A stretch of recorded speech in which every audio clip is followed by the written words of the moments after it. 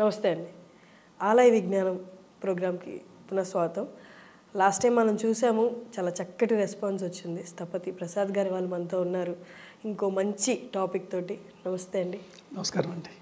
మీరు నా గొంతు కొంచెం క్షమించాలి, వాతావరణం అనుకూలించక నా గొంతు కొంచెం ప్రాబ్లం ఉంది.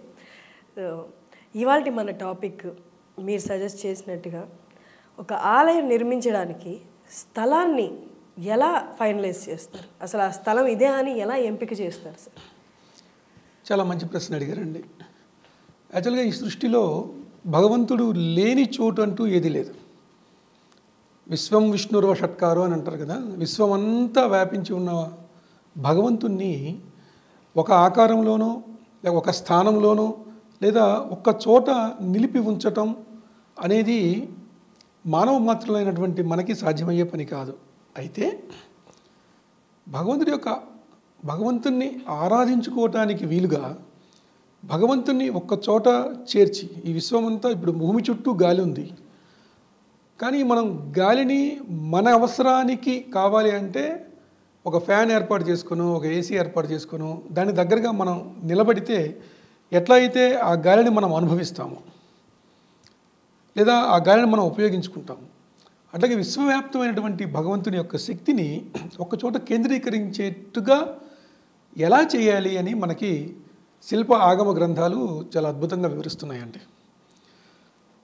తీర్థాంతే తటనీ తటే జలనిధే స్థిరే అంటూ బృహత్ సంహిత మనకు ఒక అద్భుతమైనటువంటి ఒక శ్లోకాన్ని మనకు అనుగ్రహించింది. నదీ తీరాల్లోనూ సముద్ర ప్రాంతాల్లోనూ నదీ సంగమ ప్రదేశాల్లోనూ పర్వతాల మీద, పర్వత సానువుల మీద, పర్వత పాదాల మీద, అట్లాగే గురువర్యులు ఎవరైతే సిద్ధులు తపస్సు చేసిన చోట, మహర్షులు తపస్సు చేసిన చోట, భగవంతుడు అర్చామూర్తిగా ఈ లోకంలో అవతరించినటువంటి స్థానాల్లోనూ, అట్లాగే గురువర్యులు ఒక తమ శిష్యులకి జ్ఞానబోధ చేసినటువంటి ఆశ్రమాల్లోనూ, అట్లాగే గురువర్యులు సంచరించినటువంటి ప్రాంతాల్లోనూ, పురాల్లోనూ, నగరాల్లోనూ, గ్రామాల్లోనూ, అటవీ ప్రాంతాల్లోనూ, అంటే ఒక కీకారణ్యం, కారడవి అంటారే అటువంటి ఏకాగ్రతని కలిగించేటువంటి అరణ్య ప్రాంతాల్లోనూ, అట్లాగే మనసును రంజింపజేసేటువంటి వనాలు ఉండేటువంటి వనాల్లోనూ, ఉపవనాల్లోనూ, అట్లా ప్రకృతి రమణీయత ఉన్నటువంటి ప్రాంతాల్లో, సెలయేర్ల మధ్య ఇలాంటి ప్రాంతాల్లో ఒక ఆలయాన్ని నిర్మించుకోవచ్చు అని మనకి శాస్త్రాలు చెప్తున్నాయి. ఉదాహరణకి తిరుమల శ్రీవారి ఆలయం, అది పర్వతాగ్రంలో ఉంటుంది, పర్వతాల మీద ఉంటుంది. ఆ పర్వతం మీదకి వెళ్ళినప్పుడు, అక్కడ భగవంతుని సేవించుకున్నప్పుడు, దర్శించుకున్నప్పుడు లేక ధ్యానించుకున్నప్పుడు ఒక మిగతా ప్రాంతాల కంటే ఒక అతీతమైనటువంటి ఒక పాజిటివ్ వైబ్రేషన్స్ అక్కడ మనం పొందేటువంటి అవకాశం ఉంటుంది. అట్లాగే అహోబిల క్షేత్రం ఉంది, అది ఎగువ అహోబిలం పర్వతంలో ఉంటే దిగువ అహోబిలం ఆ వనం మధ్యలో ఉంటుంది. కాబట్టి అక్కడ భగవంతుని యొక్క సాన్నిధ్యం మనకు బాగా లభిస్తుంది. అట్లా నదీ సంగమ ప్రదేశాల్లో, ఇప్పుడు అలహాబాద్లోను, అంతర్వేదిలోను, ఆ రెండు నదులు కలిసినటువంటి ప్రాంతాల్లో ఉండేటువంటి ఒక అద్భుతమైన ప్రకృతి రమణీయత ఏదైతే ఉందో అక్కడ మనం భగవంతుని ప్రతిష్ఠ చేసుకుని పూజించుకుంటే మిగతా ప్రాంతాల్లో కలిగేటువంటి ఫలితం కంటే ఇంకా ఎక్కువ కలిగే అవకాశం ఉంటుంది. అట్లాగే కొండ గుహల్లోను మన యాదాద్రి లక్ష్మీ నరసింహస్వామి వారు ఉన్నారు. అక్కడ మహర్షులు తపస్సు చేస్తే స్వయం వ్యక్తంగా వారు వెలిసినటువంటి ప్రాంతం కనుక ఆ రెండు బండరాళ్ళ మధ్యలో భగవంతుడు అక్కడ రకరకాల రూపాలు, లక్ష్మీ నరసింహస్వామిగా, జ్వాలా నరసింహస్వామిగా, యోగానంద నరసింహస్వామిగా అట్లా ఆయన వెలిసి భక్తుల్ని అనుగ్రహించడానికి తన సాన్నిధ్యాన్ని అక్కడ కల్పించారు. అట్లాగే భగవంతుడు ఈ భూలోకంలో అవతరించినటువంటి పవిత్ర ప్రదేశాలు, అయోధ్య సాక్షాత్తు భగవంతుడు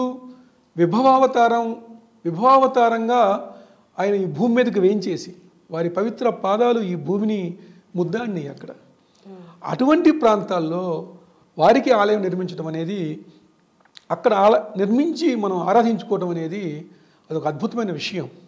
అట్లాగే మధుర ఉంది, శ్రీకృష్ణ భగవానుడు అవతరించినటువంటి ప్రాంతం అది. అట్లా భగవంతుడు అవతరించినటువంటి దివ్య ప్రదేశాలు ఏదైతే ఉన్నాయో ఆ ప్రదేశాల్లో మనం ఆలయం నిర్మించుకోవటం ఉంటుంది. అట్లాగే బద్రికాశ్రమం, బద్రీనాథ్లో ఉన్నటువంటి స్వామి, ముక్తినాథ్లో ఉన్నటువంటి స్వామి, కేదార్నాథ్లో ఉన్నటువంటి పరమశివుడు, వీళ్ళందరూ ఆ పర్వత ప్రాంతాల్లో వెలిసి భక్తులను అనుగ్రహించడానికి అటువంటి అద్భుతమైన ప్రకృతి రమణీయతో నిండి ఉన్నటువంటి ప్రదేశాల్లో నిండి ఉంటారు. అట్లాగే దేవాలయం వినాయత్ర ఏకకాలం నవాసయేత్ అని ఒక శ్లోకం మనకి శాస్త్రాలు చెప్తున్నాయండి. దేవాలయం ఎక్కడైతే లేదో ఆ ప్రాంతంలో ఒక్క క్షణం కూడా నువ్వు నివసించకు అని చెప్పి ఉంది. ఇప్పుడు దాకా మనం మాట్లాడుకున్న నదీ సంగమ ప్రదేశము, అడవి, పర్వత ప్రాంతము లేదా పర్వత స్థానము, ఇప్పుడు తిరుపతి ఉంది, పర్వత పాదం, అది పర్వత పాదములో తిరుపతిలో ఆలయం వెలిసింది. శ్రీరంగ క్షేత్రం ఉంది, ఆ నది కావేరీ నదిలో ఉన్నటువంటి ఒక చిన్న దీవి శ్రీరంగం, అందులో రంగనాథ స్వామి వెలిసి ఉన్నారు. సో ఈ బద్రికాశ్రమంలోనో ఇంకో చోట నిత్య నివాసం మనం ఉండాలి అని అంటే అదంత సాధ్యమయ్యే పని కాదు. కాబట్టి ప్రజల నివాసానికి వీలుగా, ప్రజలందరూ ఉండటానికి వీలుగా ఒక నగరమో గ్రామమో ఒక పట్టణమో మనం నిర్మించుకోవాల్సిన అవసరం ఉంది. మరి అక్కడ భగవంతుడి యొక్క సాన్నిధ్యం ఎట్లా? లేదు కదా. అందుకని పూర్వం ఆ గ్రామం యొక్క లేదా ఆ పట్టణం యొక్క బ్రహ్మస్థానంలో, బ్రహ్మస్థానం అంటే మధ్యభాగంలో భగవంతుడి యొక్క ఆలయాన్ని నిర్మించి ఆ తర్వాత మిగతా నివాస గృహాలని నిర్మించేటువంటి అలవాటు ఉందండి. ఇప్పుడు కాంచీపురం ఉంది, కాంచీపురంలో ఆలయాలతో పాటుగా నివాస గృహాలు ఉంటాయి. అది పురం, కాంచీపురం, కంచి అంటాం మనం. అట్లాగే అయోధ్యపురి, అది కూడా అంతే. అట్లాగే మధుర అంతేనండి. మధుర ఆలయం ఉంటుంది, ఆలయం చుట్టూ నివాసాలు ఉంటాయి. ఈవెన్ శ్రీరంగం కూడా అంతేనండి. శ్రీరంగంలో ఆలయం ఉంటుంది, ఆలయం చుట్టూ నివాసాలు ఉంటాయి. అట్లా అనేక నగరాలు, పట్టణాలు. ఇంకా ప్రధానంగా చెప్పుకోండి హంపి అనేది హంపి విజయనగరం ఆ రాజ్యానికి రాజధాని. ముందు ఆలయాలన్నీ నిర్మించి ఆలయం చుట్టూ జనావాసాలు నిర్మించేటువంటి దృష్టాంతం మనం చూస్తూ ఉంటాం. కాబట్టి గ్రామాల్లోనూ, నగరాల్లోనూ, పట్టణాల్లోనూ కూడా ఆలయాలను ఈ రకంగా మనం నిర్మించుకోవచ్చు. అయితే పూర్వకాలంలో ఆలయం నిర్మించిన తర్వాత గ్రామం నిర్మించే వాళ్ళు కనుక ఆలయానికి సరైన ప్లేస్ ఉండేది.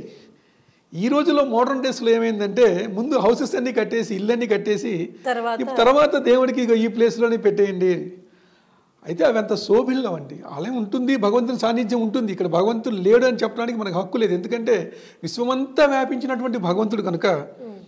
అయితే భగవంతుని యొక్క సాన్నిధ్యం బాగా ఉండాలి, అది ఆ ఆలయం శోభిల్లాలి అంటే ఇప్పుడు చెప్పినటువంటి ప్రకృతి రమణీయతో ఉండేటువంటి ప్రాంతాల్లోనూ, తర్వాత ఆలయవశాత్తు గ్రామం అంటే ముందుగా ఆలయం కట్టి తర్వాత గ్రామం ఏర్పాటు చేసుకునేటువంటి వాటిల్లోనూ ఎక్కువ భగవంతుడి సాన్నిధ్యం మనకు దొరుకుతుంది. సార్ మీరు చెప్తుంటే నాకు రెండు క్వశ్చన్లు వచ్చాయి. ఫస్ట్ క్వశ్చన్ అడుగుతాను సార్. నార్మల్గా ప్రతి ఊరికి ఇప్పట్లో పెద్దగా లేవు, అప్పట్లో ఊరి పొలిమేరలో ఒక దేవత ఉంటుంది, గ్రామ దేవత అంటారు. ప్రతి ఊరికి కంపల్సరీగా ఉండేది, ఇప్పట్లో కనిపించట్లేదు. ఆ పులిమేర గ్రామ దేవత అంటారు కదా సార్, ఆ గ్రామ దేవతని ప్రతిష్ఠించడం అనేది అది కూడా వాస్తు ప్రకారం లేకపోతే అన్నీ మీరు అన్నట్టు స్థపతి గారు స్థాపించినదే అయి ఉంటుందా? అది మంచి ప్రశ్న అడిగారండి. యాక్చువల్గా మనకి ఒక ఆలయ వ్యవస్థ లేకుంటే ఈ ఆరాధన వ్యవస్థ ఎలా మొదలైంది అనడానికి ఒక అద్భుతమైన కథ ఒకటి ప్రచారంలో ఉంది. అదేమిటి అంటే ఈ కథ కొంతమంది ఒప్పుకోవచ్చు, కానీ చెప్పుకోవడానికైతే చాలా బాగుంటుంది. కొంతమంది ఒప్పుకోవచ్చు, ఒప్పుకోకపోవచ్చు. పూర్వం అసలు ఆలయ వ్యవస్థ అనేది ఎలా ఏర్పడింది అని అంటే, పూర్వం కేవలం ప్రకృతి ఆరాధన ఉండేది, పంచభూత ఆరాధన ఉండేది. అంటే ఏంటి అని అంటే, అడవిలో మానవులు నివసించేటప్పుడు అడవిలో కార్చిచ్చు ఏర్పడి ఒక అగ్ని దావానంలాగా వచ్చేటప్పుడు ఆ అడవిలో ఉన్నటువంటి మనుషులు తమ ప్రాణాలు రక్షించుకోవడం కోసం దూరంగా వెళ్తూ ఎక్కడో ఒక చోట ఆగిపోయి స్వామి మమ్మల్ని రక్షించు మమ్మల్ని అని, స్వామి అనే మాట కూడా ఇప్పుడు బహుశా ఉండకపోవచ్చు. ఆ అగ్నికి నమస్కారం పెడతారు, మమ్మల్ని రక్షించు, నువ్వు మమ్మల్ని దహించొద్దు అని. అదే సమయంలో వర్షం పడింది అనుకోండి, ఓహో ఆకాశం నుంచి మనకి నీరు వచ్చింది, ఆ నీరు ఈ అగ్నిని ఆపింది, మన ప్రాణాలు కాపాడింది అని ఆ ఆకాశం వచ్చిన నీరుకి నమస్కారం పెట్టుకునేవాళ్ళు. ఏదైనా ఒక పండు కాయో కోసుకొని తిన్నప్పుడు ఈ పండు ఎక్కడి నుంచి వచ్చింది, భూమి నుంచి వచ్చింది, భూమాత ఉండబట్టి కదా అని భూమికో నమస్కారం పెట్టేవాళ్ళు.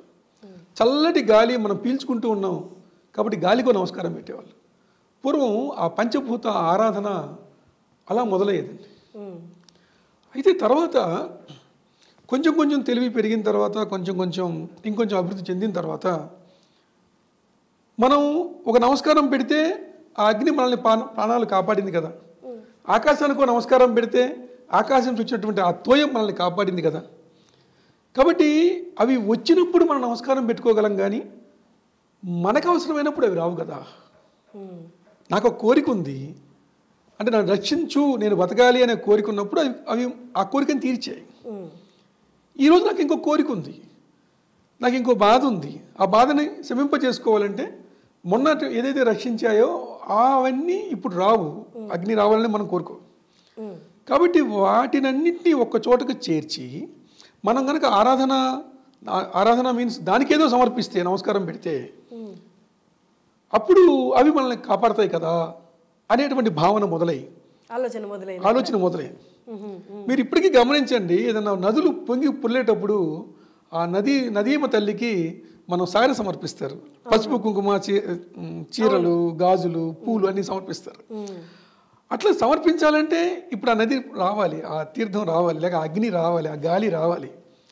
అందుకని ఏం చేశారంటే మట్టిని పిసికి మట్టిని తీసుకొని ఆ మట్టిలో కాస్త నీళ్లు చేర్చి ఆ మట్టిని ముద్దలుగా చేసి ఆ ముద్దలన్నింటినీ ఒక జామెట్రికల్ ఫామ్లో ఒక చుట్టూ చతురస్రంలానో వృత్తంలానో పెట్టుకొని అందులో ఆ మొక్కల నుంచి కొన్ని సుగంధ పరిమళాలు వెదజల్లేటువంటి కొన్ని పువ్వులు కాదు, కొన్ని కట్టెల్ని, కొన్ని మొక్కల్ని, చందనము, ఎర్రచందనము, రావి, మేడి, జూవి, ఎట్లా అత్తి, ఇటువంటి కొన్ని వాళ్ళకి నచ్చినటువంటి అవి కూడా ఔషధీకృతమైనటువంటి మొక్కలు, అటువంటి వాటిని తీసుకొచ్చి ఆ జామెట్రికల్ ఫామ్ ఏదైతే చతురస్రంగా ఆ మట్టి ముద్దలతో పేర్చారో ఆ మధ్యలో ఇవన్నీ వేసి దానికి ఈ చెకుముకి రాయి అంటారు పూర్వం, ఆ రెండు రాళ్లతోటో నిప్పు రాజేసి, లేదా ఇప్పటికీ మనం చూడొచ్చండి రావి చెట్టు కొన్ని అవి తీసుకొని అందులో ఆరణి మంథనం అని ఇప్పటికీ మన హోమాలు చేసేటప్పుడు చిన్నజీరి స్వామి లాంటి మహానుభావులు హోమాలు చేసేటప్పుడు వాళ్ళు ఇట్లా అగ్గిపెట్టి వెలిగించి హోమం ముట్టించారంటే వాళ్ళు ఏం చేస్తారంటే ఒక కొయ్య తీసుకొని ఒక రాగి కొయ్యలో ఇంకొక రాగి కొయ్య వేసి దాన్ని చిలుకుతారు, మజ్జిగ చిలికినట్టుగా, ఆరణి మంథనం అంటారు. అందులో ఆ నిప్పు రవ్వ పుడుతోంది, ఆ నిప్పు రవ్వతోటి యజ్ఞకుండాలని ప్రజ్వలింప చేస్తారు ఈరోజు కూడా. అయితే అట్లా ప్రజ్వలింప చేసి ఆ హోమంని వెలిగించి, దానికి హోమం అని కూడా ఇప్పుడు బహుశా పేరు ఉండదేమో, అప్పుడు వాళ్ళు సమర్పించాలనుకున్నటువంటి ద్రవ్యాలన్నీ అప్పటికే ఆ పంచభూతాలని దేవతలకు అనుకుంటున్నారు కాబట్టి అందులో సమర్పించేవాళ్ళు. ఇప్పుడు మీకు అక్కడ మట్టి భూమి వచ్చింది, అందులో నీళ్ళు కలిపారు, వాటర్ వచ్చింది, అగ్నిని పుట్టించుకున్నారు, అగ్ని వచ్చింది, ఇదంతా కలిసి ఉండేది, ఇదంతా వెలిగింది అంటే కేవలం గాలి వల్లే. కాబట్టి గాలి ఇప్పుడు సాన్నిధ్యమై ఉంటుంది కాబట్టి అందులో గాలి ఉంది. ఆకాశంలోకి ఈ పొగ ద్వారానో లేకపోతే ఈ నిప్పు రవ్వల ద్వారానో ఆకాశంలోకి పంపిస్తున్నారు కాబట్టి ఆకాశం ఇన్వాల్వ్ అయింది, పంచభూతాలు అక్కడ ఇన్వాల్వ్ అయ్యాయి ఆ హోమంలో. అది అయిన తర్వాత వాళ్ళ ఇష్టాలు తీరుతాయి. ఆ ఇష్టాలు తీరిన తర్వాత, ఇష్టాలు తీర్చింది కనుక దాన్ని ఆ ప్రక్రియని ఇష్టి అంటారు. ఇప్పటికీ మీరు సుదర్శన ఇష్టి, వైనతేయ ఇష్టి అని మన పేర్లు వినుంటారు. అన్ని హోమాలు, అది ఇష్టికి, హోమానికి, యాగానికి, యజ్ఞానికి చాలా భేదాలు ఉన్నాయండి. అదొక వేస్ట్ సబ్జెక్ట్, ఆగమంలో ఉండే సబ్జెక్ట్ అది. అట్లాగే ఆ ఇష్టాన్ని తీర్చినటువంటి ప్రక్రియ కనుక దానికి ఇష్టి అని పేరు. ఆ చుట్టూ ఉన్న మట్టి ముద్దలు ఈ వేడికి బాగా గట్టిపడిపోయి రాళ్ళల్లో అయిపోయి ఉంటాయి. ఇష్టములు తీర్చుకున్నటకు ఉపయోగపడినటువంటి ఆ మట్టి ముద్దలకి ఇష్టికలు అని పేరు వచ్చినాయి అంటే అవే వాటిని మనం ఇప్పుడు ఇటుకలు అంటున్నాం. ఇటుకలు. అవునండి, అలా మొదలైందనమాట. మన ఇష్టములు తీర్చుకున్నట్టుకు చేసే ప్రక్రియకు ఉపయోగపడినటువంటి ఆ మట్టి, ఆ కాలిన మట్టి ముద్దకి ఇష్టిక అని పేరు. ఇలా మొదలైన తర్వాత ఇక విజ్ఞానం పెరిగి పెరిగి భగవంతుడి యొక్క ఆకాశంలో అంటే సపోజ్ విశ్వంలో ఉన్నటువంటి అనేక శక్తుల్ని, అనేక నక్షత్రాలని, గ్రహాలని మానవుడు పరిశీలించి ఆకలింపు చేసుకునే మహర్షులు ఆకలింపు చేసుకునేటువంటి ఆ ప్రక్రియలో ఒక్కొక్క గ్రామానికి ఆ గ్రామానికి ఎటువంటి దుష్టశక్తులు ఏమి రాకుండా 4 వైపులా ఒక పొలిమేర నిర్ణయించి ఆ పొలిమేరకి 4 వైపులా లేదా 8 దిక్కుల 8 దిక్కులు అంటే తూర్పు, పశ్చిమ, ఉత్తర, దక్షిణాలు, ఆగ్నేయము, నైరుతి, వాయువ్యము, ఈశాన్యమైనటువంటి దిక్కులు, వీటన్నిటికీ 8 వైపులా ఒక బ్యారికేడింగ్ అనుకోండి, ఒక మంత్రయుక్తమైనటువంటి ఒక బ్యారికేడింగ్ చేసి ఆ 8 చోట్ల 8 రాళ్ళు పాతి ఆ మధ్యలో ఆ గ్రామం మధ్యలో ఇంకొక యంత్రాన్ని, ఒక శీతల యంత్రం అంటారు ఈ రోజు కూడా, మన వాళ్ళు బొడ్రాయి అని, నాభిశిల అని అంటారు, అటువంటిది స్థాపించి ఈ గ్రామం మొత్తానికి ఒక గ్రామ దేవత మమ్మల్ని రక్షించాలి, ఈ ప్రకృతిలో ఉండేటువంటి దుష్టశక్తుల నుంచో ప్రకృతి వైపరీత్యాల నుంచో మమ్మల్ని కాపాడాలమ్మా అని చెప్పి ఆ పొలిమేర మీద పొలిమేర అంటే బార్డర్, పొలిమేర మీద ప్రతిష్ఠించే అమ్మ కాబట్టి ఆమెని పొలిమేరమ్మ లేదా పోలేరమ్మ అని అంటారు. అట్లా పేర్లు వచ్చాయి. ఒక్కొక్క ప్లేస్లో ఒక్కొక్క ప్రాంతంలో ఒక్కొక్క ఆచారం. ఇప్పుడు మన తెలంగాణ ప్రాంతంలో అమ్మవార్లకి బోనాలు ఎత్తే సంప్రదాయం ఉంటుంది. అటు ఆంధ్ర ప్రాంతంలో పొంగళ్ళు సమర్పిస్తారు, అదొక ఆచారం ఉంటుంది. ఇవన్నీ ప్రాంతీయ ఆచారాలు. అయితే కాన్సెప్ట్ ఏంటి అని అంటే ఆ గ్రామాన్ని రక్షించటానికి వేంచేసి ఉన్న దేవత కనుక, ప్రతిష్ఠించుకున్న దేవత కనుక ఆమెకి గ్రామ దేవత అని పేరు వస్తుంది. అట్లా ఏ కార్యం చేసినా గ్రామదేవత అనుమతి తీసుకోవటం, గ్రామదేవతకి చల్లబెట్టడం, పెరుగన్నం లాంటివి పెట్టడం, అంటే చల్లగా చూడు అని, చల్లగా చూసే అమ్మ, శీతలంగానే శీతలాదేవి, ఇట్లా పేర్లు వచ్చినాయండి. ఆ గ్రామదేవత అనుమతి తీసుకునే కార్యక్రమాలు చేయటం అనేది మనం అనుచానంగా మనం ఒక సంప్రదాయంగా ఉన్నటువంటి విధానం మనం చూస్తున్నాం. ఈ ఊర్లో పెళ్లి జరిగిన, పేరంటం జరిగిన, ఈవెన్ ఆలయం కట్టి ప్రతిష్ఠించినా కూడా ఆ గ్రామదేవతకి ఒక సారె పంపటం, పసుపు కుంకుమ ఒక సారె రూపంలో చీర పంపటం అనేది ఒక సంప్రదాయంగా ఉన్నటువంటి ప్రక్రియ. అందుకే మనం గమనించినట్లయితే ఆ యజ్ఞ కుండంలాగా అమర్చినటువంటి ఆ ఇష్టికల షేపులు రాను రోజుల్లో రకరకాలుగా వాళ్ళు అమర్చడం అనేది మొదలైంది. మొదట్లో చతురస్రంగా పెట్టుంటారేమో బహుశా, తర్వాత ఒక వృత్తంలాగా పెట్టి, తర్వాత ఇంకొక పద్మాకారంలో పెట్టి, ఇంకొకసారి అర్ధవృత్తంగా పెట్టి, ఇంకోసారి త్రికోణంగా పెట్టి, ఇట్లా రకరకాల జామెట్రికల్ ఫామ్స్లో వాళ్ళు ఆ మట్టి ముద్దల్ని పేర్చుకొని వారి యొక్క ఇష్టాలని తీర్చుకునేటువంటి ఇష్టిల్ని చేసుకునే అలవాటు మొదలైంది. ఒక్కొక్క ఆకారంలో ఉన్నటువంటి యజ్ఞంలో మనం ఆ హవనం చేసినప్పుడు, ఆహుతి సమర్పించినప్పుడు కొన్ని రకాల కోరికలు తీరుతున్నాయి. ఒక త్రికోణాకృతిలో ఉన్నటువంటి ఆకృతిలో ఉండే ఆ గుండంలో, ఆ యజ్ఞ కుండంలో ఆరాధన చేసినప్పుడు, ఆ హవిస్సులు సమర్పించినప్పుడు కొన్ని రకాల కోరికలు తీరుతున్నాయి. ఇటువంటివన్నీ ప్రాక్టికల్గా వాళ్ళు అనుభవించి అప్పుడు, అందుకనే యజ్ఞ కుండాల్లో రకరకాల షేప్స్ మనం ఈరోజు యజ్ఞాలు చేసేటప్పుడు మనం చూస్తుంటాం. తర్వాత కాలంలో ఇదంతా ఒక కష్టమైన ప్రక్రియలా మారిపోయింది. ప్రతిసారి అంటే ఎక్కువసార్లు ఆ యజ్ఞ కుండం తయారు చేసుకోవటము, అందులో అగ్నిని ప్రజ్వలింప చేయటము, ఇవన్నీ కూడా కష్టతరంగా మారటం వల్ల అవే ఒక ఆలయాలుగా మారాయి తర్వాత కాలంలో. అందుకే మీరు గమనించినట్లయితే ఆ యజ్ఞ కుండం ఏదైతే ఉందో అది గర్భాలయంగా మారింది. యజ్ఞంలో ప్రజ్వలించినటువంటి ఆ అగ్ని జ్వాల, అగ్ని శిఖలు ఏవైతే ఉన్నాయో పైన విమాన గోపురంగా అదే షేపులో ఉంటాయి. మీరు గమనిస్తే ఆ అగ్నిలో ఆవిర్భవించినటువంటి భగవంతుడు ఆలయంలో మూలమూర్తి అయ్యాడు. ఆ హోమం జరగటానికి, ఆ ఇష్టి జరగటానికి కారణమైనటువంటి పంచభూతాలకు ప్రతీకగా ఆలయంలో 5 రకాల విగ్రహాలని ప్రతిష్ఠించటం అనేది ఒక సంప్రదాయంగా మారింది. వాటినే మనం ధ్రువ, కౌతుక, ఉత్సవ, స్నపన, బలిబేరాలని ఒక ఆలయంలో, ఒక గర్భాలయంలో 5 రకాల విగ్రహాలు ఉంటాయి. ఓకే, ఎక్కడ ఉంటుంది సార్? గర్భాలయంలో ఎక్కడ ఉంటాయి? గర్భాలయంలో మూల విరాట్టుగా ఉండేటువంటి విగ్రహం కాకుండా ఉత్సవానికి వెళ్ళేటువంటి స్వామి ఉత్సవమూర్తిగాను, అట్లాగే బయట మూల విగ్రహానికి ప్రతీకగా నిత్య ఆరాధనలన్నీ అందుకునేటువంటి స్వామిని కౌతుక బేరమని, తర్వాత ఉత్సవానికి ఊరేగింపు కోసం మనకి రకరకాల అలంకారాలు చేసుకుని బయట ఊరేగుతూ భక్తులను అనుగ్రహించేటువంటి స్వామికి ఉత్సవమూర్తి అని, తర్వాత అభిషేకాలకు వేయించేసి అభిషేకాలను స్వీకరించే స్వామిని స్నపన బేరమని, తర్వాత బలిహరణ అంటారు. బలి అంటే ఇప్పుడు చెప్పేటువంటి బలి కాదండి. ఒక ఆలయం ఎప్పుడైతే మనం ప్రతిష్ఠించామో కట్టామో, ఆలయం కట్టి అందులో భగవంతుని ప్రతిష్ఠించిన తర్వాత మనం ఆవాహన చేసింది కేవలం భగవంతుని ఆయన పరివారాన్ని అయినప్పటికీ ఆయన్ని ఆశ్రయించున్నటువంటి ఎంతోమంది దేవతలు ఆయన చుట్టూ వచ్చేసి ఉంటారు.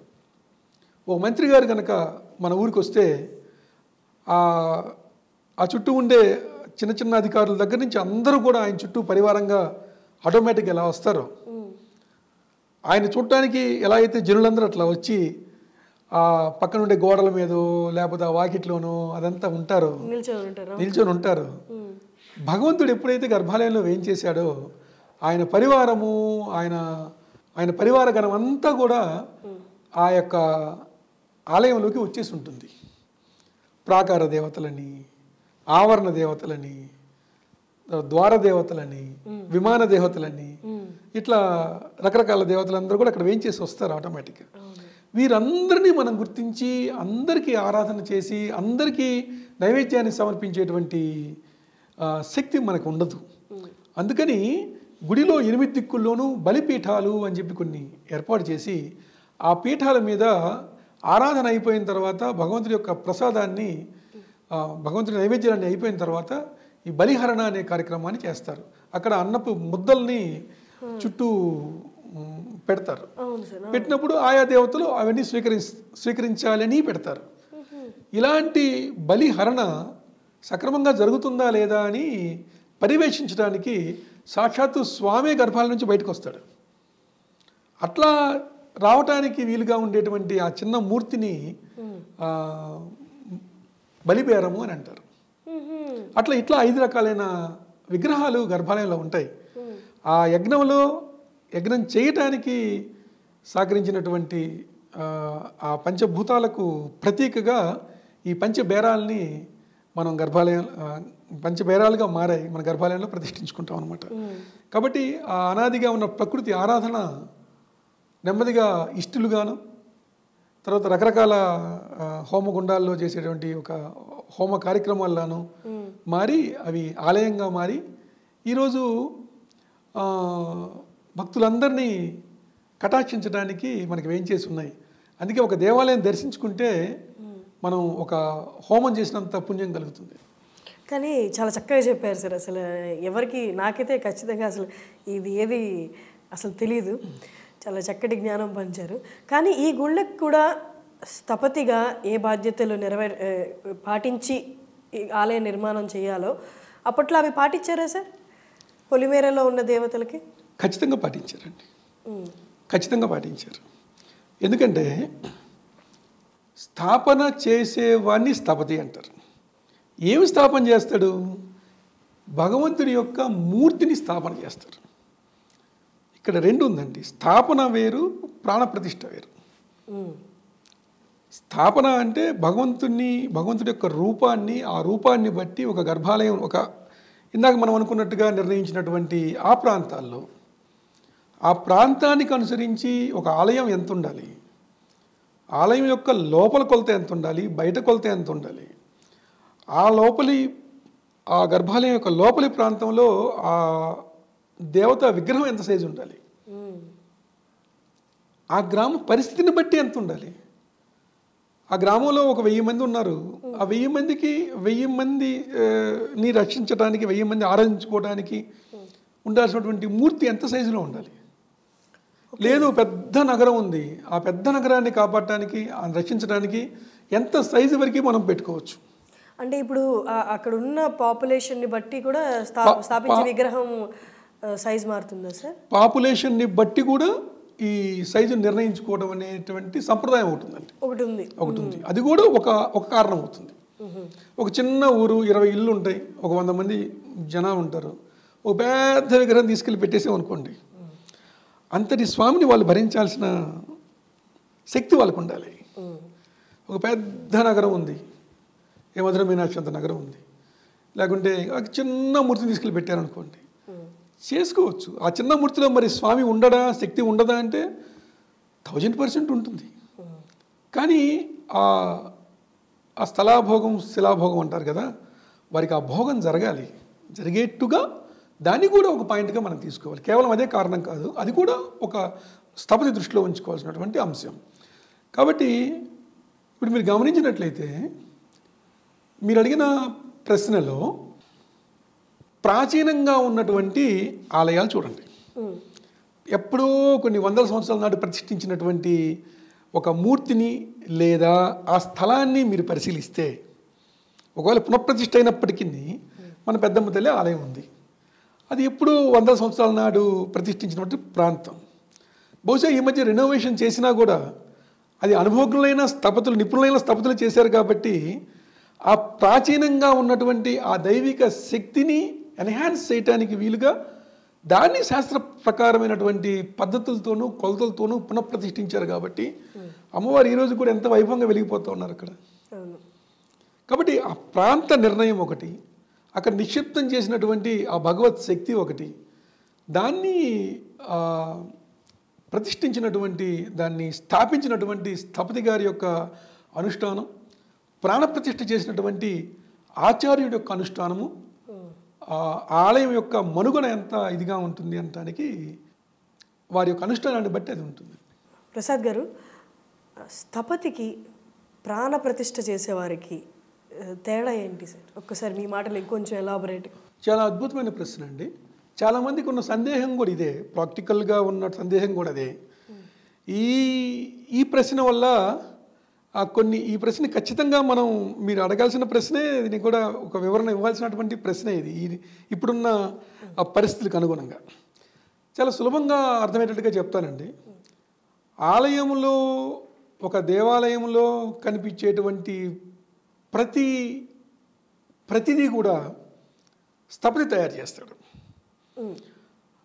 అది ఆలయం కానివ్వండి, గర్భగృహం, లేకపోతే విమాన గోపురం, ధ్వజస్తంభం, బలిపీఠం, మూల విగ్రహం, ఉత్సవ విగ్రహం, ప్రాకారాలు, చివరికి తీర్థపాత్ర, ఉద్ధరణ, యజ్ఞం చేయాల్సినటువంటి ఆ హోమశాల, అందులో వేసే సూక్ష్మంతో సహా స్థపతియే అందించాలి, స్థపతియే తయారు చేయాలి, స్థపతియే నిర్ణయించాలి ఎలా ఉండాలి అని.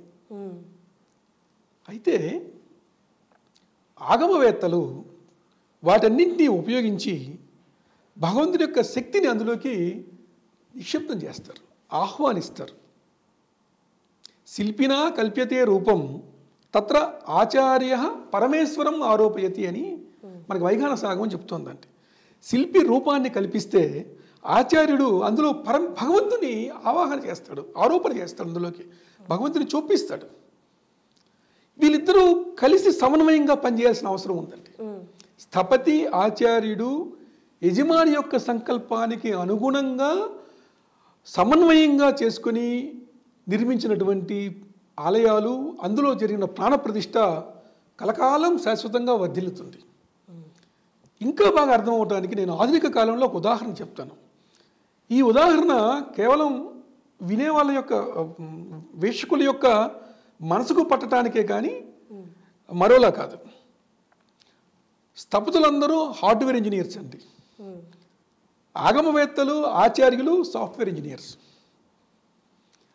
ఒక సాఫ్ట్వేర్ రన్ అవ్వాలంటే ఈ సాఫ్ట్వేర్ నేను రన్ చేసుకోవాలి అని యజమానికి ఎప్పుడైతే కోరిక పుట్టిందో, అది ఉపయోగించుకునే వ్యవస్థను ఉపయోగించుకోదలుచుకున్నటువంటి వ్యక్తికి ఎప్పుడైతే ఒక సంకల్పం కలిగి, యజమానికి సంకల్పం కలిగి ఇలాంటి సాఫ్ట్వేర్ నేను ఉపయోగించుకోదలుచుకున్నాను, నాకు ఇది ఏర్పాటు చేయండి అన్నప్పుడు ఈ సాఫ్ట్వేర్ ఇంజనీరు, హార్డ్వేర్ ఇంజనీరు చర్చించుకొని, ఇగో ఇంత రన్ అవ్వాలంటే నాకు ఇంత జీబీ ర్యామ్ కావాలి, ఇంత మానిటర్ కావాలి, ఇలాంటి మౌస్ కావాలి, ఇలాంటి కీబోర్డ్ కావాలి, దానికి నాకు ఇలా సౌకర్యం కావాలి దాని నుంచి ఇంకో కనెక్షన్ తీసుకొని ఇంకో పెద్ద దానికి ఇవ్వండి, అప్పుడప్పుడు నేను బ్యాకప్ తీసుకోవడానికి నాకు ఒక హార్డ్ డ్రైవ్ ఇవ్వండి, దీనికి మళ్ళీ ఇది ఐక్లౌడ్లో కనెక్షన్ ఇవ్వండి.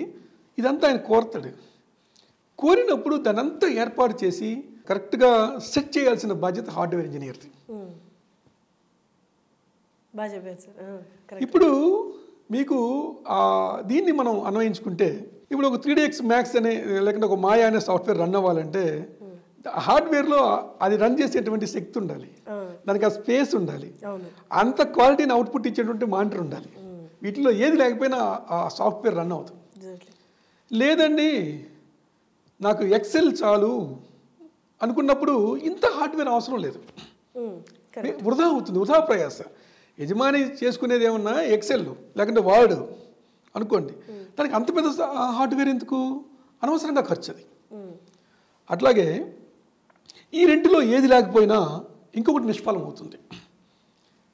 నా దగ్గర సాఫ్ట్వేర్స్ అన్నీ ఉన్నాయి, ఇన్స్టాల్ చేసుకునే హార్డ్వేర్ లేదు, కాబట్టి ఈ సాఫ్ట్వేర్ నిరుపయోగం. అంతే. అంటే నా దగ్గర హార్డ్వేర్ ఉంది, దాన్ని వాడుకునే అందులో ఇన్స్టాల్ చేసే సాఫ్ట్వేర్స్ లేవు, ఇవన్నీ పెట్టుకుని ఏం చేసుకుంటాను నేను, అవసరం లేదు. సేమ్ ఇంతేనండి. ఒక యజమాని లోకక్షేమం కోసం ఒక పెద్ద ఆలయాన్ని నిర్మిద్దాము అనుకుంటే దానికి తగినటువంటి దేవతలు ఎలా ఉండాలి, ఎంత ఇదిలో ఉండాలి, పరివార దేవతలందరూ ఎలా ఉండాలి, ఇంత ఆలయాన్ని మనం కడదాం. ఆగమశాస్త్రంలో చెప్పినటువంటి శిల్పశాస్త్రంలో చెప్పినటువంటి అన్ని ప్రాకారాలతోటి, అంటే సప్త ప్రాకారాలు విష్ణు ఆలయం, పంచ ప్రాకారాలు శివాలయం, ఇట్లా అన్ని ప్రాకారాలతోటి మనం ఆలయం కట్టాలి లేదా కడదాము అని యజమాని సంకల్పిస్తే, యజమాని యొక్క చిత్తమును బట్టి, యజమాని యొక్క విత్తమును బట్టి గుడి ప్లాన్ చేయమన్నారండి. ఆయన కోరిక ఉంటుంది, డబ్బు ఉండదు. పాపం ఎందుకు ఆయనకి అంత భారం పెట్టాలి? ఆయన యొక్క డబ్బు ఉంటుంది కానీ పెద్దగా కోరిక ఏం లేదు, దానికి చిన్న గుడి చాలనుకున్నాడు. కాబట్టి ఆ యజమాని యొక్క సంకల్పానుసారమే ఏదైనా జరుగుతుంది. మన లాస్ట్ ఎపిసోడ్లో కూడా చెప్పుకున్నట్లు అట్లా జరుగుతుంది. కాబట్టి ఇక్కడ ఇలాంటి కళ్యాణోత్సవాలు, ఇలాంటి కలహారోత్సవాలు, ఇలాంటి నిత్య నైమిత్తిక వారోత్సవాలు, పక్షోత్సవాలు, మాసోత్సవాలు, సంవత్సరోత్సవాలు, ఇటువంటి ఉత్సవాలన్నీ చేసుకుంటూ నేను ఆలయాన్ని నడుపుదాం అనుకుంటున్నాను, అటువంటి ఆలయాన్ని నాకు అందించండి అని యజమాని సంకల్పించినప్పుడు, ఇలా ఒక 9 అడుగులు ఎత్తైన వెంకటేశ్వర స్వామి నాకు కావాలి, అటువంటి స్వామిని నేను దర్శించుకుందాం అనుకుంటున్నాను అని చెప్పి యజమాని భావించినప్పుడు దానికి ఎంత ఆలయం కట్టాలి అనేది స్థపతి నిర్ణయిస్తారండి. దానికి ఉత్సవాలు, రకరకాల పూజలు చేయటానికి అది ఎంత సౌకర్యంగా ఉండాలో ఆగమవేత్త కోరతారు. నాకు ఒక అంతరాలం కావాలి, తర్వాత ఒక మహామండపం కావాలి, నృత్యోత్సవం చేయడానికి నృత్య మండపం కావాలి, పుష్కరిణిలో ఒక తెప్పోత్సవం చేయాలనుకున్నప్పుడు ఆ పుష్కరిణి ఎంత ఉండాలి, తర్వాత నిరాలి మండపం ఎంత ఉండాలి, కళ్యాణోత్సవం చేయాలంటే కళ్యాణ మండపం ఎంత ఉండాలి, ఇవన్నీ కూడా స్థపతి నిర్ణయిస్తాడు. ఇవన్నీ స్థపతి నిర్ణయించి, ఇక్కడ స్థపతి పాత్ర ఏంటంటే కేవలం విగ్రహాలు, ఆలయాలు నిర్మించడమే కాకుండా ప్రజలు ఉపయోగించుకునేటువంటి సౌకర్యం కూడా ఆయన ఆలోచించాలి. అట్లాగే ఆ ఇంజనీరింగ్ కూడా ఆయన ఆలోచించాలి. అది ఎంత గట్టిగా ఉండాలి, శాశ్వతంగా ఉండాలంటే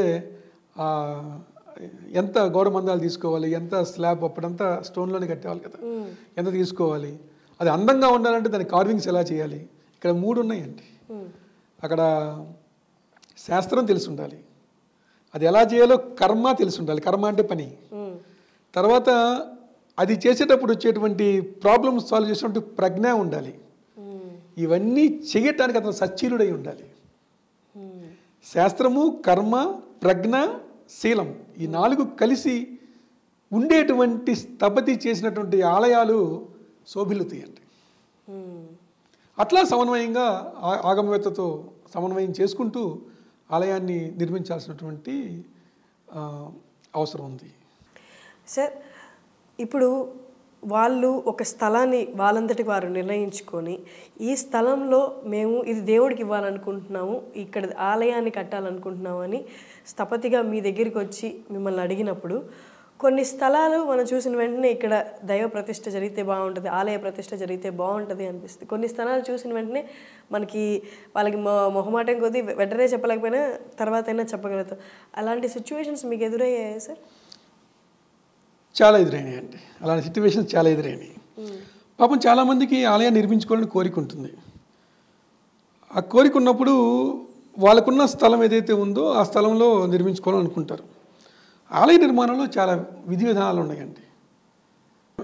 ఆలయంలో ఒక ధ్వజస్తంభం యొక్క నీడ ఎంతవరకు పడవచ్చు, విమాన శిఖరం యొక్క నీడ ఎంతవరకు పడవచ్చు, అది ఎంత దూరంలో ఇంటికి ఆలయానికి మధ్య ఉండాలి, ఇటువంటివన్నీ బేరీజు వేసుకుని అక్కడ ఆలయం కట్టడానికి అది యోగ్యమైందా కాదా అనేది నిర్ణయించుకోవచ్చు. రెండవది, భగవంతుడి కృప వల్ల ఎప్పుడు భగవంతుడితో సాన్నిధ్యంగా ఉండేటువంటి వ్యక్తులం కనుక ఆ ప్రాంతానికి వెళ్ళినప్పుడు అసలు ఇక్కడ ఆలయం ఏర్పడుతుందా లేదా ఒక సిక్స్త్ సెన్స్ మాకు వస్తుంది. అదే ధ్యానంలో ఉంటారు కాబట్టి. అవునండి. ఇంకొకటి, ఆ వ్యక్తిని చూసినప్పుడు కూడా అతని ఫేస్ చూసి మాకు అర్థమవుతుంది, ఇతను గుడి కట్టించగలడా కట్టించలేడా కూడా మాకు అర్థమవుతుందండి. తన దగ్గర డబ్బులు ఉన్నా స్థలం ఉన్నా, డబ్బు ఉండటము స్థలం ఉండటం వేరండి. భగవంతుని అనుగ్రహం కావాలి. ఆలయం నిర్మించడం అనేది అంత ఈజీ అయిన పని కాదండి. ఆలయం నిర్మించడం అంటే ఏంటి? ఆగమం అంటారు. ఆగమం అంటే ఏంటి? భగవంతుని యొక్క రాకను తెలియజేసేది ఆగమం. భగవంతుని యొక్క రాక అంత సులభమా అండి? ఈరోజు ఒక నాయకుడిని, కలెక్టర్ గారిని మన ఇంటికి పిలుచుకోవాలనుకోండి, ఎంత కష్టం అది. ఆ కలెక్టర్ గారు వచ్చేందుకు యోగ్యమైనటువంటి మన వ్యక్తులమా కాదా మనం ఒకటి. మనకేం వెనక ఏదో వేరే చరిత్రలు ఉండకూడదు. వాళ్ళు రావడానికి యోగ్యమైన ప్రదేశమా కాదా మనం చెప్పిన ప్రదేశం చూసుకోవాలి. అట్లా ఒక వివాదాస్పదమైన ప్రాంతం ఉందనుకోండి, ఎవరినో కలెక్టర్ గారినో ఒక నాయకుడి గారినో పిలుస్తాం. ఆయన వచ్చేసి అక్కడ ఉండరు కదా. ఇక్కడ మీరు ఉండండి అంటే ఆయన ఉంటాడా? ఉండడు. ఆయన ఉండటానికి వీలైనటువంటి ప్రాంతం అయితేనే ఆయన వచ్చి ఉంటాడు. అటువంటి ప్రాంతాల్లోకే ఆగమవేత్తలు ఆ భగవంతుని అక్కడ ఆవాహన చేసి ఆహ్వానించి అక్కడ వేంచేపు చేస్తారు. అటువంటి ప్రాంతాల్లోనే ఆయన ఉండటానికి వీలైనటువంటి ఒక ఆలయాన్ని స్థపతులు నిర్మిస్తారు. కాబట్టి కొన్ని ప్రదేశాలు మేము ఖచ్చితంగా చెప్తాం, ఇది వద్దు లేదా ఇది కావాలి అని. సరే, అక్కడ చాలా ఉంటాయి. అవేంటంటే కొన్ని శకునాలు మేము చూసుకునే ఇది ఉంటుంది. ఆ ప్రదేశానికి వెళ్ళినప్పుడు ఒక సుగంధ పరిమళం ఏదైనా వచ్చిందా, లేదు అక్కడికి వెళ్ళగానే నేను ఒక ఆలయానికి వెళ్ళి ఒక ఆలయం కట్టడానికి వెళ్ళి నేను ఆ ప్లేస్కి ఏదైతే వెళ్ళి, సార్ ఆ చెట్టు ఉందే, ఆ చెట్టు దగ్గర మేము గర్భాలయం అనుకుంటున్నామండి అని చెప్పారు. అక్కడికి వెళ్ళగానే ఇది ఏటుగా లేదనిపించింది. వాళ్ళు ఒక ప్లేస్, ఒక స్పెసిఫిక్ పాయింట్ చూపించి అక్కడికి వెళ్ళి చూస్తే అక్కడ కొన్ని తేళ్లు తిరుగుతూ ఉన్నాయండి, అంటే విష పురుగులు తిరుగుతూ ఉన్నాయి. నేను చెప్పాను, ఇక్కడ గుడి అవ్వదండి, మీరు ఏం చేసినా ఇక్కడ గుడి అవ్వదు. అది ఇప్పటికీ అవ్వలేదండి. నేను 20 సంవత్సరాల క్రితం ముచ్చట చెప్తున్నాను. అట్లా కొన్ని శకునాలు ఉంటాయండి. తర్వాత కొన్ని కనపడకూడని పదార్థాలు కొన్ని కనిపించిన, కనపడకూడనటువంటి కొన్ని శకునాలు కనిపించినా అవి అసలు స్థపతి, ఆచార్యుడు, యజమాని కలిసి బయలుదేరినప్పుడు, ఆ స్థలాన్ని చూడటానికి బయలుదేరినప్పుడే ఇంటి దగ్గర నుంచి ఆ ఎదురుగా వచ్చేటువంటి శకునాలు, శబ్దాలు, వాసనలు, ఆలోచనలు, ఇవన్నీ శకునాలు. ఇవన్నిటిని బేరీజు వేసుకొని మనం వెళ్ళే పని సఫలమవుతుందా కాదా అని చెప్పేది ఆ క్షణమే అర్థమవుతుంది అనుభవజ్ఞుడైన స్థపతికి.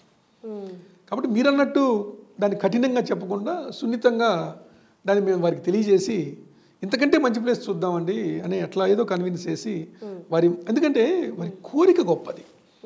ఆలయం పాపం తెలియకపోవచ్చు వాళ్ళకి. ఆలయం నిర్మించుకుందాము, భగవంతుని వెంచేపు చేసుకుందాము, భగవంతునికి ఆరాధన చేసుకుందాము, భగవంతులో లీనమవుదాం అన్నటువంటి వాళ్ళ కోరిక చాలా బలమైంది, గొప్పది. ఎన్నో జన్మల పుణ్యం ఉంటే కానీ అటువంటి కోరిక కలగదు ముందు.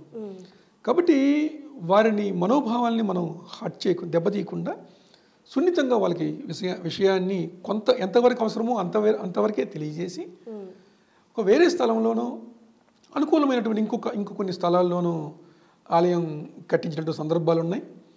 లేదు అదే స్థలంలో కావాలి అనుకున్నప్పుడు ఆ స్థల శుద్ధి ఎలా చేసుకోవాలో, అదన్నీ ఆ ప్రక్రియలన్నీ వాళ్ళ చేత చేయించి వాళ్ళకి నచ్చ చెప్పి వాళ్ళకి చేయించి ఎటువంటి ప్రాంతమైనా కనీసం ఒక 41 రోజుల పాటు ఒక ఆవు దూడ కట్టేస్తే ఒక ఆవు దూడని గోమాతని అక్కడ అట్టిపెట్టి చక్కగా సౌకర్యం కల్పించి అక్కడ ఆ ప్రాంతం అంతా తిరిగేట్టుగా కనుక చేస్తే దేశవాళీ గోవులకి చక్కటి పచ్చగడ్డి ఈ నవధాన్యాలు చల్లినటువంటి ఆ మేత అటువంటి సౌకర్యం కలిగించి ఆవుని ఒక 41 రోజులు కనుక కట్టేయగలిగితే ఆ పాజిటివ్ వైబ్రేషన్స్ ఖచ్చితంగా ఆ ప్రాంతానికి వస్తాయి.